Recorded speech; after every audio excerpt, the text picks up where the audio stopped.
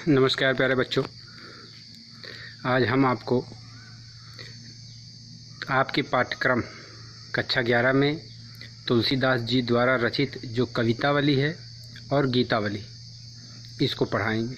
तो कवितावली में हनुमान जी ने जो आपके पाठ्यक्रम में है उनमें हनुमान जी द्वारा जलाई गई लंका और उससे परेशान होकर राक्षसों का वर्णन है।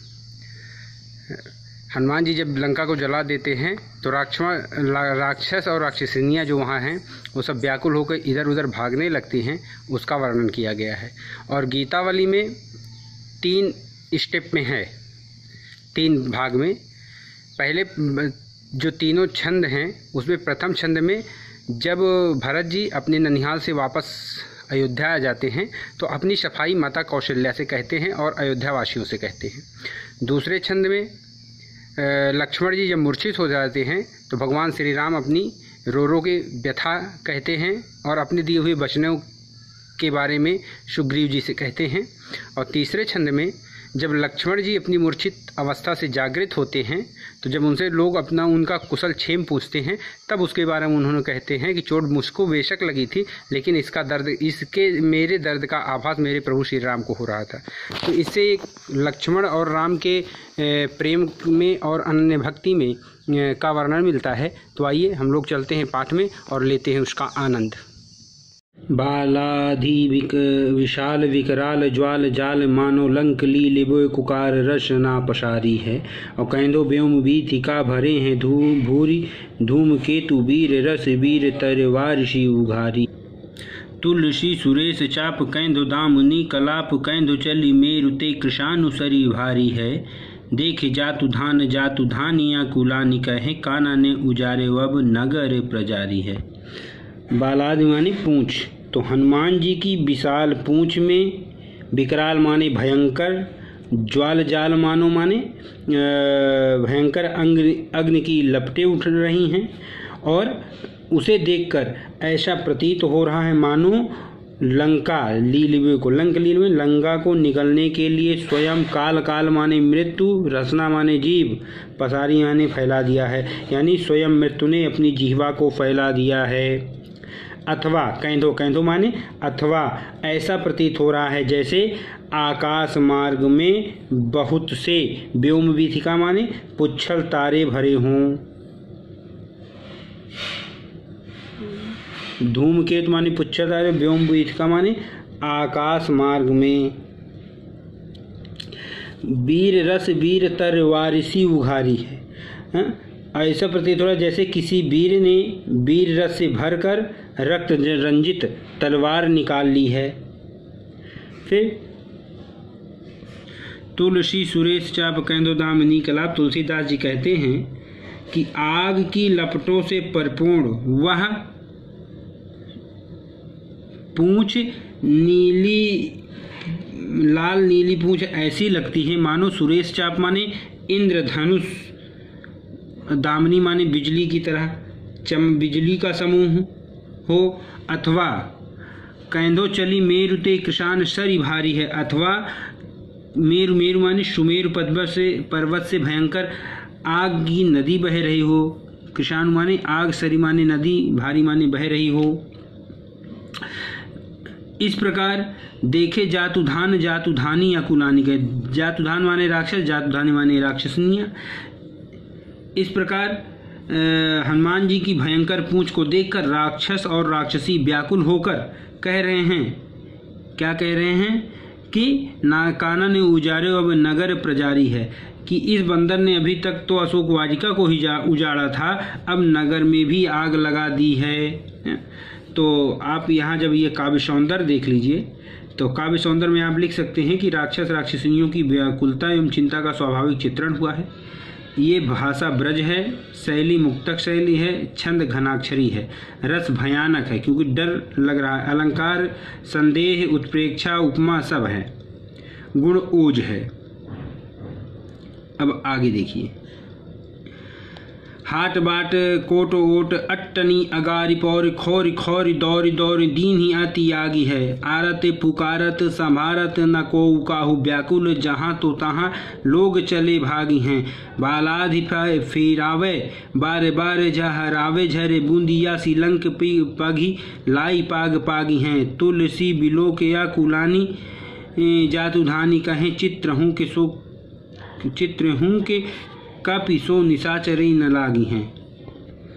हनुमान जी ने हाट माने बाजार, बाट माने मार्गा, कोट माने किला, ओट माने छत अटारी, अगार पौरी, पौरी माने दरवाजे और अंगान माने आंगन। यानी हनुमान जी ने बाजार, रास्ता, किला, अटारी, घर, दरवाजे एवं खोरी खोरी यानी गली गली में दौड़ दौड़ कर भयंकर दीन्ही अति आग है, भयंकर आग प्रज्वलित कर दी, जला दी। और उस आग में आरत पुकारत, उस आग में पीड़ित होकर सभी दुख भरी, संभारत माने दुख भरी आवाज़ से एक दूसरे की सहायता के लिए पुकारते हैं। व्याकुल जहाँ तो तहाँ लोग चले भागे हैं, पुकारते हैं किंतु कोई किसी को नहीं संभाल पा रहा और सब व्याकुल होकर इधर उधर भाग रहे हैं, अपनी रक्षा करने में लगे हैं। जो जहाँ है वहीं व्याकुल होकर अपनी जान बचाने के लिए भाग रहा है। बालाधि फिरावे यानी पूंछ को बार बार झरिया रहे हैं, बार बार झहरावे झरे, और जब झरिया रहे हैं तो उससे अग्नि ऐसे जल रही है मानो कोई बूंद, जल की बूंदें नहीं बरसती, उसी तरह अग्नि की बूंदें बरसकर पूरी लंका को पिघला जा रही है। मानो लंका को पिघलाकर उसकी चाशनी बनाकर उसमें बूंदी तलेंगे। हाँ, मैं कहने का तात्पर्य है कि लंका की दशा को देखकर राक्षसिनियाँ व्याकुल होकर कहने की लगी कि तुलसी बिलोक अकुलानी जातु धानी का है। राक्षसिनियाँ देख व्याकुल होकर कहने लगी कि अब लंका में कोई भी राक्षस कपि के चित्र से, चित्र हूँ कि कपि से निशाचर माने राक्षस न लागी हैं, यानी कोई भी राक्षस बंदर के चित्र से भी छेड़छाड़ नहीं करेगा।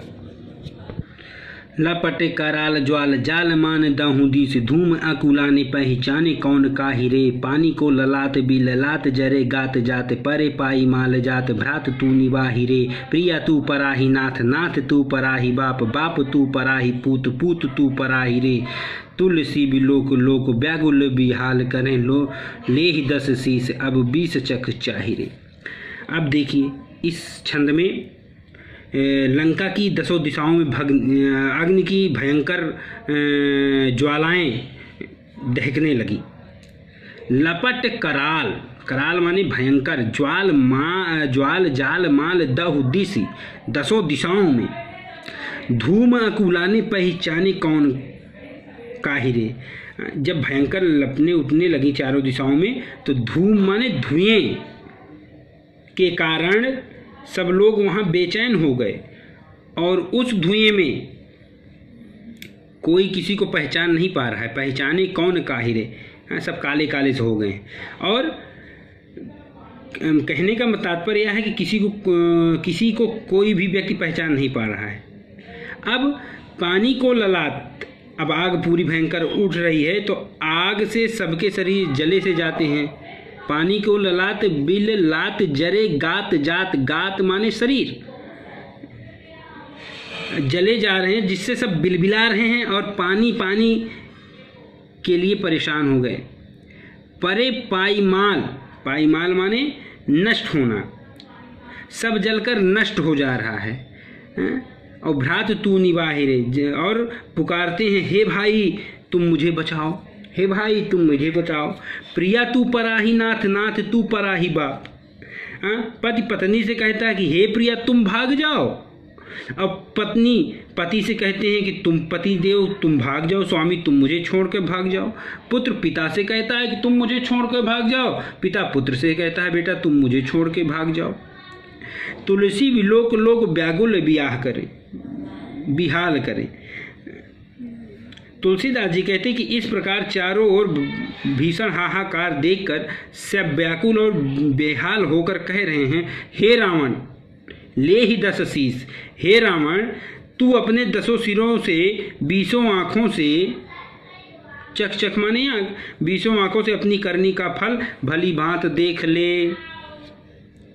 यहाँ भी काव्य सौंदर्य बेटा सब वही है, भाषा ब्रज है, शैली मुक्तक है, अलंकार अनुप्रास है, रस भयानक है, छंद घनाक्षरी है। बीथिका बाजार प्रति अटने अगार प्रति पंवरी पगार प्रति बानर बिलोकिए अध अर्ध अध ऊर्ध बानर विदिश दिश बानर है मानहु रहो है भरी बानर तिलोकिए मुँदे आँखी हिय में उघारे आँखी आगे ठाढ़ो धाई जाई जहाँ तहाँ और को किए लेहु अब लेहु तब को न सिखाओ मानो सोई सतराई जाई जा हिता ही रोकिए। अब हनुमान जी की देखकर वहाँ सब लोग डर गए हैं। किस प्रकार डर गए हैं? भयानक रौद्र रूप धारण करने के बाद हनुमान बीथिका बाजार माने बीथिका माने गलियों में, बाजारों में, अटनी माने अटारियों पे जिसको आप छत कहते हैं, अगार प्रति भंडार गृहों में, मकानों में, पांवरी माने दरवाज़ों पे, पांवरी पगार माने दरवाज़ों पे, प्रति बानर बिलोकिए यानी हर जगह, कहने के तात्पर्य गलियों, बाजारों, अटारियों, छतों, गोदामों, मकानों, दरवाज़ों में चारों तरफ बंदर ही बंदर दिखाई दे रहे हैं। यहाँ तक कि अध माने नीचे, ऊर्ध्व माने ऊपर बानर, नीचे और ऊपर केवल बानर ही दिखाई दे रहे हैं। विधि सिद्धि से बानर, उन्हें ऐसा लगता है कि तीनों लोग सभी दिशाओं केवल चारों ओर बानर ही बानर हैं। माने रहो भरी बानर तिरोगी, मानो हर जगह बानर ही बानर है और उन्हें दिखाई दे रहा है। मूंदे आँख ही में उधारे आगे आगे ठाड़ो, जब राक्षस लोग लंका के अपनी आंखें बंद कर लेते हैं, नेत्र बंद करते हैं तो उनके हृदय में बंदर दिखाई देने लगता है, और खोल लेते हैं तो सामने उपस्थित दिखाई देता है। ढाई जाई जहाँ तहाँ और कोई के किए। इस प्रकार भयानक शिशु व्याकुल होकर सभी चारों ओर भाग रहे हैं, लेकिन कहीं भी उन्हें शांति नहीं मिल पा रही है। लेहु अब लेहु तब को ना सिखाओ मानो, सब व्याकुल होकर एक दूसरे से कह रहे हैं, अब सब अपने अपने कर्मों का फल प्राप्त कर लो। लेहु अब लेहु तब सिखाओ ना, सिखाओ मानो। तब तो बार बार समझाने पर भी कोई नहीं मानता था। सोई सतराई जाई ताही रोकिए, कोई नहीं मानता था। जिस किसी बानर के साथ भी ढिठाई करके और उसकी पूंछ में आग न लगाने के लिए कहा जाता था तो वह तुनुक जाता था। तुनुक जाने माने सब नाराज हो जाते थे। तब लो अब भुगतो। ऐसी दशा में उन सभी दुष्कर्मों का प्रायश्चित तो करना ही पड़ेगा। ये आपका रहा कवितावली।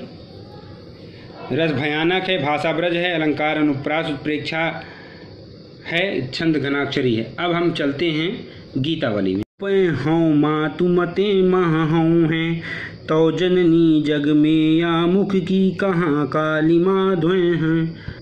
क्यों हो आज होते सुच सपतिन कौन मानी है साची, महिमा मृगी कौन सुकृति की सखल बच बिसिखन बाची। गही न जाते रसना काहू की कहो जाई जोई सूझे, दीन बंध कारिण्य सिंधु बिन कौन हिये की बूझे। तुलसी राम वियोग विषम विष विकल नारी नर भारी, भरत स्नेह सुता सिंचे सब भय ते समय सुखारी।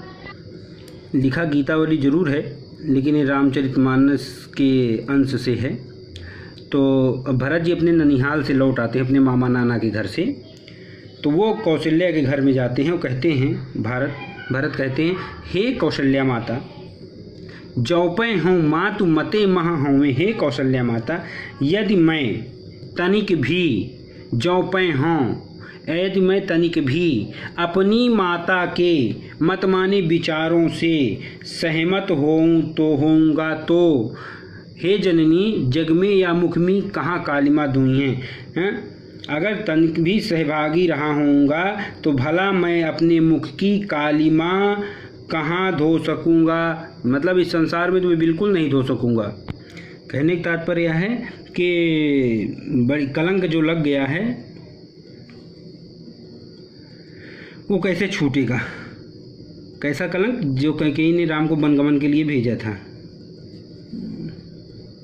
फिर कहते हैं क्यों हो आज होत सुच सपथिन कौन मानी है साची। हे कौशल्या माँ, हे माता, आज मैं कितनी भी सफाई दूँ, क्यों हूँ आज होत सुच सपथिन, कितनी ही सफाई दूँ, हाँ, मैं अगर कितना भी कसम खा लूँ तो कौन मानिए साची, मेरा कौन विश्वास करेगा, अर्थात कोई नहीं करेगा। शुच माने पवित्र। कहने का तात्पर्य है कि अगर मैं कसम भी खा लूँ तो मैं कैसे पवित्र हो पाऊँगा। मेरी सौगंध को शपथ सच्चा कौन मानेगा। अब कहते हैं महिमा मृगी कौन सुकृत की खल बच विषखन बाँची। दुष्टों के वचन रूपी बाणों से, खल माने दुष्ट, बच माने वचन, विषखन बाँची माने बाणों से किसी भी महिमा माने पुण्यवान के सुकृत माने पुण्यवान के, महिमा मृगे माने महिमा रूपी हरणी बच पाई है। कहने का तात्पर्य है कि दुष्ट लोग तो पुण्यात्मा में भी पाप खोज निकालते हैं, तो फिर भला वो मेरी सफाई को सच क्यों मानेंगे। गही न जात रसना काहू की कहो जा ही जोई सूझे। ठीक है, मेरी किसी की भी जीव तो गही न जाती रसना काहू की, गही माने पकड़ी, न जाती माने रसना माने जीव, तो किसी की जीव नहीं पकड़ी जा सकती। कहो जा ही जोई सूझे, जिसको जो समझना हो, जिसे जो दिखाई देता है, जिसे जो ठीक लगे वह खूब कहे। और दीन बंधु कारिन सिंधु बिन कौन हिये को बूझे। मेरे हृदय की वास्तविकता तो मेरे दीन बंधु, करुणा के सागर, परम पूज मेरे बड़े भाई श्री रामचंद्र जी के सिवा और समझ ही कौन सकता है। तुलसी राम वियोग विषम विष विकल नारी नर भारी। तुलसीदास जी कहते हैं कि उस समय अयोध्या के समस्त स्त्री पुरुष राम वियोग रूपी भयंकर, विषम माने भयंकर, विष की पीड़ा से, विकल माने पीड़ा से व्याकुल भरत थे। और भारत के ऐसे वचनों को सुनकर भरत स्नेह ऐसे अमृत रूपी वचन को सुनकर सब सिंचित हो उठे, अर्थात सब आनंदित होते, उनकी व्यथा दूर हो गई और वे सुखी हो गए। इसमें भी रस करुण है, अलंकार अनुप्रास है, छंद गेय पद है, भाषा ब्रज है।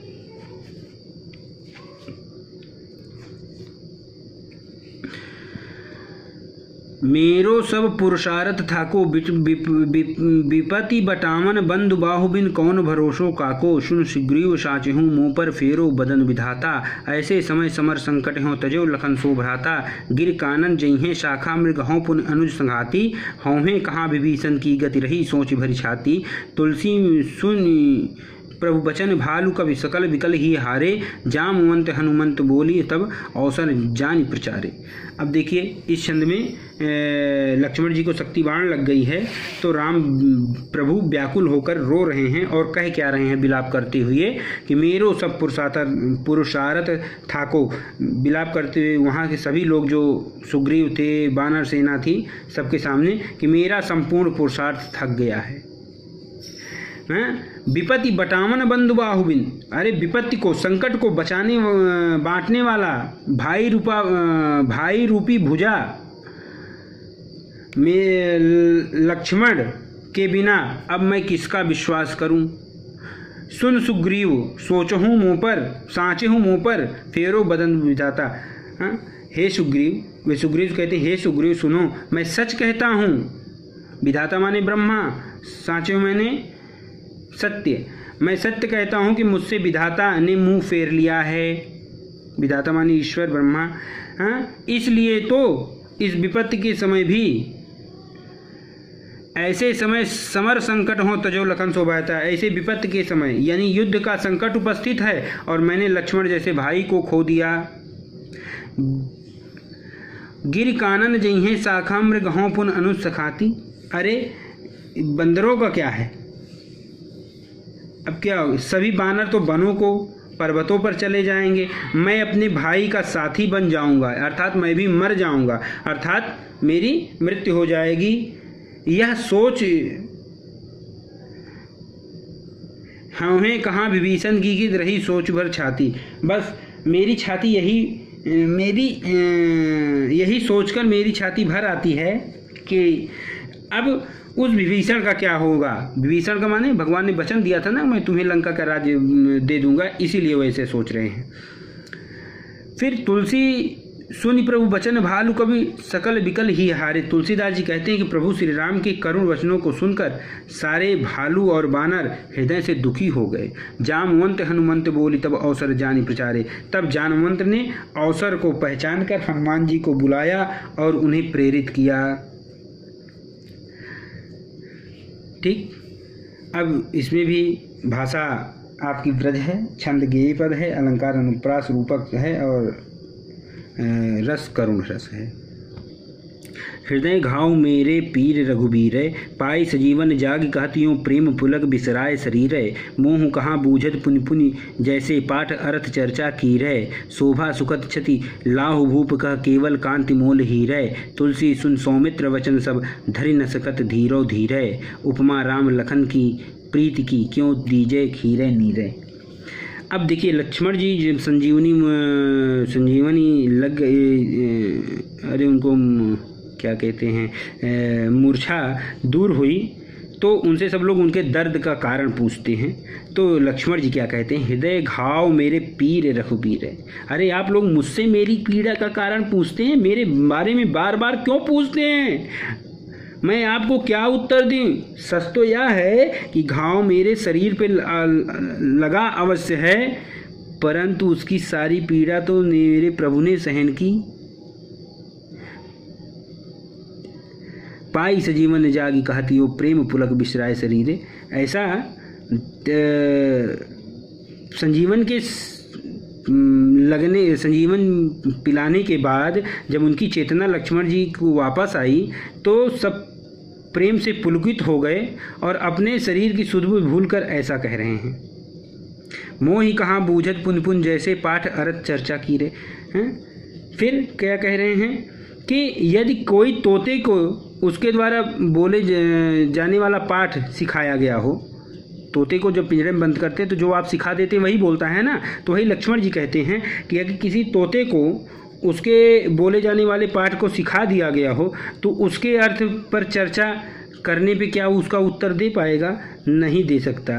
अर्थ तो सिखाने वाला ही जानता है। शोभा सुख क्षति लाभ भूप कह केवल कांति मोल हीरे।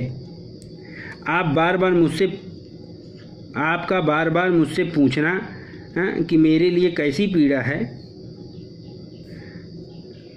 इस विषय में तो केवल भगवान प्रभु राम ही बता सकते हैं। फिर कह रहे हैं हीरे से शोभा सुख लाभ हानि इत्यादि तो धारण करने वाले राजा को ही ज्ञात होता है। भूप माने राजा, क्षति माने लाभ हानि। हीरा तो केवल कांति और मूल्य का ही पात्र होता है। तुलसी सुन सौमित्र वचन सब धरि न सकत धीरो धीरे। तुलसीदास जी कहते हैं कि लक्ष्मण के ऐसे अहंकार शून्य, यानी उनके अंदर अहंकार नहीं था, अहंकार शून्य माने जिसके अंदर अहंकार ना हो, और राम प्रेम से परिपूर्ण वचनों को सुनकर वहाँ उपस्थित बड़े बड़े धैर्यवानों का भी धैर्य टूट गया। सौमित्र माने लक्ष्मण जी,